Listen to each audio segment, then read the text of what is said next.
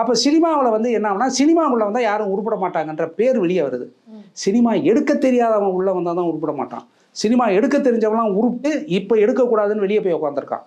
யார் எடுக்கிறாங்களோ அவங்க எல்லாருமே வந்து எப்படின்னா கோடிகளில் எடுக்கிறாங்க. ஏன்னா கோடிகளில் ஓப்பனிங் வரும். உங்களுக்கு தெரியும், எந்த ஹீரோ பேரும் சொல்ல தேவைன்னா, சில ஹீரோஸ் படம் ஓப்பன் ஆனால் 600 தேட்டரு 700 தேட்டர் ஓப்பன் ஆகுது. 4 நாள் 5 நாள் ஃபுல்லாச்சுன்னா எத்தனை கோடி கலெக்ஷன் ஆகுது. அவங்க படத்தை அந்த ஓடிடி வாங்கிடுவாங்க. ஏன்னா அவங்க படத்தை ஃபேன்ஸ் பார்ப்பாங்க, அந்த நம்பிக்கையில் வாங்குறாங்க.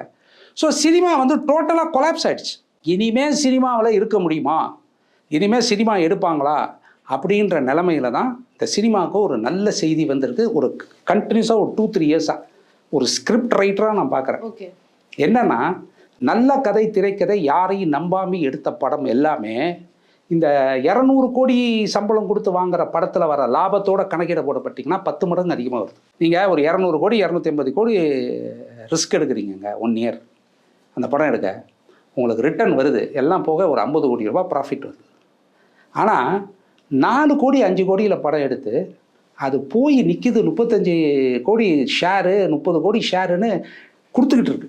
ஃபைனலாக அது யாருமே வாங்கலை, அந்த படத்தை யாருமே பார்க்கவும் தயாராக இல்லை. ஆனால் தியேட்டருக்கு வந்த உடனே பெரிய ஹிட் ஆகுது.